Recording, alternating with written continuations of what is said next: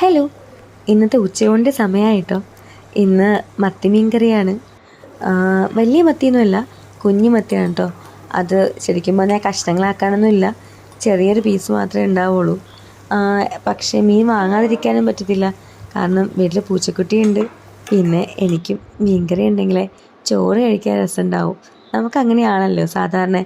ഒരു കഷ്ണം മീനും അതിൻ്റെ ഇച്ചിരി ചാറും, കഷ്ണം ഇല്ലെങ്കിലും വേണ്ട, ചാറുണ്ടായാലും മതി.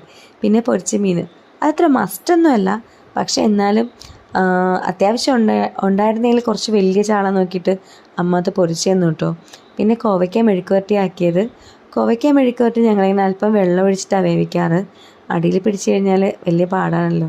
അപ്പോൾ അമ്മ പറയുന്നത് വെള്ളം ഒഴിച്ച് കഴിഞ്ഞാൽ കുറച്ചും കൂടി വേവുന്ന പെട്ടെന്ന്. പിന്നെ അതിലേക്ക് കുറച്ച് പച്ചമഞ്ഞളും അതുപോലെ തന്നെ ഉപ്പും കൂടി ഇട്ടിട്ട് വെള്ളത്തിലിട്ട് വേവിക്കാറാണ് ചെയ്തത്.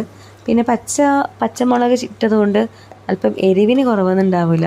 ഇനി അഥവാ എരിവില്ല എങ്കിൽ കുറച്ച് മുളക് പൊടിയും കൂടെ ആഡ് ചെയ്ത് കൊടുത്താൽ മതിയാവും. പിന്നെ ആ വെള്ളത്തിൽ കിടന്ന് കുറച്ചിങ്ങനെ വെന്ത് വരുമ്പോഴത്തേക്കും നമുക്ക് ഇപ്പോൾ കാണുന്ന പോലെ മെഴുക്കുവരട്ടി തയ്യാറായി. പിന്നെ അതിലേക്ക് കുറച്ച് തേങ്ങയും കൂടെ ചേർത്ത് കൊടുക്കും, അപ്പോൾ കുറച്ചും കൂടി ടേസ്റ്റിയാണ്. എനിക്ക് തേങ്ങ ചേർക്കുന്നത് വളരെ ഇഷ്ടമാണ് കേട്ടോ.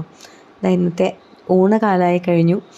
ചോറും ശരിക്കും അച്ഛനാട്ടോ ചോറ് വിളമ്പുന്നത്. ഞാൻ അധികം ചോറിപ്പോൾ കഴിക്കാറില്ല, എന്നാലും ഒരു സ്പൂണൊക്കെ കഴിക്കാറുള്ളൂ. സോ അമ്മ അച്ഛൻ ചോറ് കൊടുക്കുന്നതാണ് ഞാനിതിനകത്ത് വീഡിയോ എടുത്തത്. ചോറും പിന്നെ നമ്മുടെ കോവയ്ക്ക മെഴുക്കുവരട്ടിയും അച്ഛൻ്റെ ഫേവറേറ്റുള്ള സംഭവമാണ് കേട്ടോ ഈ കോവയ്ക്ക മെഴുക്കുവരട്ടി.